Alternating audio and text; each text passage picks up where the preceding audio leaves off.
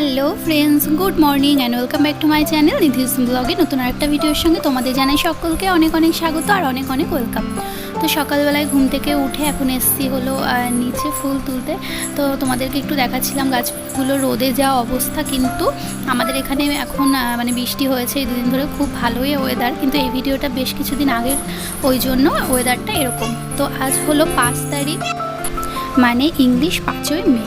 তো আজকের দিনটা কিন্তু ভীষণই স্পেশাল। মানে স্পেশাল কেন বলছি সেটা দেখার জন্য কিন্তু ভিডিওটা একদম লাস্ট অবধি দেখতে হবে। তো চলো ভিডিওটা দেখতে থাকো। আর এখন নিচে ফুল টুলগুলো তুলে নিয়ে এই চলে এসেছি উপরে, আর উপরে সমস্ত ঘরটারগুলো অনেক আগেই ঝাড় দেওয়া হয়ে গেছে। আর এখন বসার ঘরটা ঝাড় দিয়ে নিচ্ছি, কারণ তোমাদের তো আগের ভিডিওতেই বলেছি এই গরমের জন্য এই কয়েকদিন ধরে তো এই বসার রুমটাতেই ঘুমানো হচ্ছে।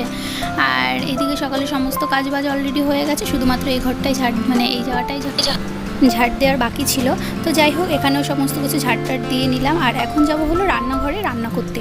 তো চলো আজকে আবার সকাল সকাল সমস্ত রান্নাবান্না সেরে যাব হলো বাপের বাড়িতে। তো কেন যাচ্ছি, কি ব্যাপার, তোমরা ভিডিও লাস্ট অবধি দেখতে থাকো, তাহলেই বুঝতে পারবে। আর এই যে দেখতেই পাচ্ছ এখানে সমস্তটা সব কিছু মানে গুছানোর পরে মানে তোমাদের দেখাচ্ছি। আর সকালে কিছু কাঁচা ধোয়াও করেছি, সেগুলো আবার সব ছাদে মেলে দিয়ে এসেছি মানে তাড়াতাড়ি করে শুকানোর জন্য। আর এই যে এখন চলে এসেছি রান্নাঘরে। আর আজকে রান্না হয়েছে হলো এই যে এখন হচ্ছে ইঁচড় রান্না করছি। আর এঁচড়টা মানে ফ্রিজেই ছিল বেশ অনেক দিন ধরে, একটু মানে একটু শুকিয়েও গেছে। তো ভাবলাম যে না, আজকে ইঁচড়টা করাই হোক। আর রান্না হবে হচ্ছে ডিম, মানে ডিমের ঝোল হবে। আর এদিকে করেছি হলো ডাল, আর এটা হচ্ছে কচু ভাজা করা হয়েছে, আর কিছুটা পটল ভাজা করা হয়েছে। আর শ্বশুরের জন্য বানানো হবে হলো রুটি। তো যাই হোক, তোমাদের সঙ্গে আর কোনো ভিডিও শেয়ার করতে পারিনি। তারপরে মানে চলে এসেছিলাম বাপের বাড়িতে। আর বাপের বাড়িতে এসেছি তার একটাই কারণ, আজকে হলো আমার বোনের ছেলের জন্মদিন। তো ভীষণই স্পেশাল এই দিনটা আমাদের জন্য। আর এই দিনেই মানে আমাদের যেহেতু মাম্মাম হওয়ার আগেই বোনের ছেলে হয়েছে, তো ওকে যখন হয় তখন আর কি আমিও ছিলাম নার্সিংহোমে। সত্যি ওই ফিলিংসটা ভোলার মতো নাই। মানে এত ছোট্ট একটা বেবি যখন মাম্মাম হওয়ার পরে ডাক্তার আমাকে প্রথম দেখিয়েছিল, তখন যে ফিলিংসটা হয়েছিল, তো বোনের ছেলেকে দেখেও মানে সেই ফিলিংসটাও কখনো ভোলার নয়। মানে কি বলবো, ভীষণ একটা স্পেশাল দিন আমাদের জন্য। আর শুধু আমাদের জন্য না, এই দিনটা আমার বোনের জন্যও ভীষণই স্পেশালি ছিল। আর আজকে আমরা সবাই ওকে ভীষণ মিস করছিলাম, কারণ ও মানে জন্মদিনে আমরা যেরকম আর কি করে থাকি, দুপুরে অনেক রকমের রান্না বান্না করে মানে সুন্দর করে সাজিয়ে গুছিয়ে সবাইকে পরিবেশন করি। এই জিনিসগুলো না আমার বোন ভীষণই ভালো করতে পারতো। তো আর ওরই ছেলের জন্মদিন, কিন্তু এই যে এইসবগুলো মানে কে হলো, তো সবাই এইগুলোই বলাবলি করছিলাম যে ও থাকলে হয়তো আরও সুন্দর করে সাজাতো। মানে যতটা পেরেছি আমরা সবাই মিলে করেছি, কিন্তু ও থাকলে ওর ছেলের মানে এই স্পেশাল দিনটাকে আরও স্পেশালি করে তুলতে পারতো। এগুলো মানে করতে না ও খুব ভালোবাসতো। তো এইসব দিনগুলোতে ভীষণই মিস করি আমরা ওকে। আর মানে মিস করি বলছি কেন, কখনো ভোলারই নয় যে মিস করবো না, এরকম কখনো হতেই পারে না। আর প্রথমে তো মানে ঠিক করা হয়েছিল যে ঘরোয়াভাবে নিজেরাই করব। তারপরে যাই হোক আবার কয়েকজনকে বলাও হয়েছে। আর যেহেতু 5 বছরের জন্মদিন এটা, তো একটু ছোটোখাটোভাবেই করা হলো। আর এখানে দিদিরা এসেছে, সবাই এখন আশীর্বাদ করছে। তো এখানে যে দেখতে পাচ্ছ এটা হচ্ছে বোনের মেয়ে, আর আমার মেয়েকে তো তোমরা চেনোই। তো যাই হোক, এখন এখানে সব ভাই বোনরা মিলে দাঁড়িয়ে পড়েছে। এখানে হচ্ছে যখন চলছে আশীর্বাদ পর্ব।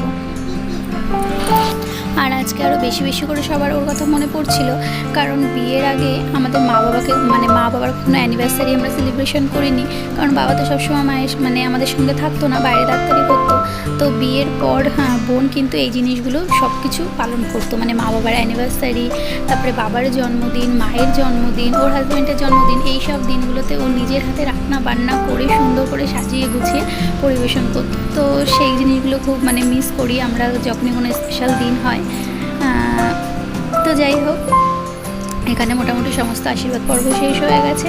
আর এখন হবে হচ্ছে কেক কাটিং। আর দেখতেই পাচ্ছ ওর বোনের ছেলে তো ওইটা দেখে এত ভয় পেয়ে গেছে যে দূর থেকে মোমবাতিতে ফু দিচ্ছে। তো চলো তোমরা ভিডিওটা দেখো আর এনজয় করো।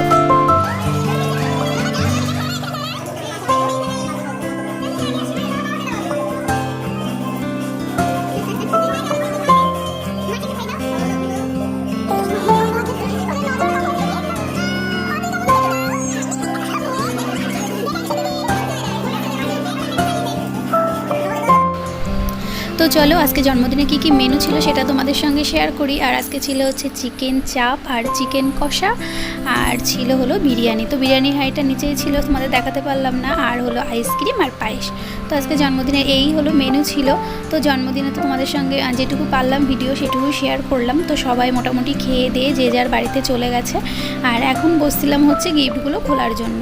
তো এখানে হচ্ছে মা আর মানে মাকে বললাম যে তুমি বসে বসে গিফটগুলো খোলো, তো একটু ভিডিও করে দিই।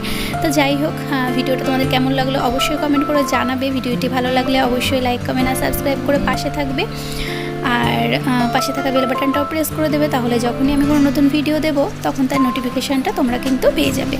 তো যাই হোক, এখন আমরা এখানে একটু গিফট দেখাদেখি করছি। আর এদিকে তো তিনজনেই মানে ভীষণই এক্সাইটেড, মানে আর বোনের ছেলে তো আরও বেশি এক্সাইটেড, কারণ এর আগের বার যখন জন্মদিন করা হয়েছিল তখন তো অত একটা বুঝতো না, মানে গিফট জিনিসটাও বুঝতো না। আর এখন তো একটু বড় হয়ে গেছে, তো এখন গিফট মানে খোলার আনন্দটাই আলাদা। তো আমরাই তো ভীষণই মজা পাই, আর ওরা তো ছোটো, ওরা তো আরও মজা পাবেই। আর এখানে কিন্তু বসে বসে সব আমাকে বলছে, মৌ তুমি ভিডিও করো, আমি দেখছি, মানে দেখাচ্ছি সব কিছু। আর এই যে তোমাদের সঙ্গে সব কিছু দেখাচ্ছে। তো চলো টাটা বাই বাই, আবার নতুন আরেকটা ভিডিওর সঙ্গে তোমাদের সবাইকে নিয়ে দেখা হবে। তো আজকের মতো ভিডিওটা এখানেই শেষ করলাম।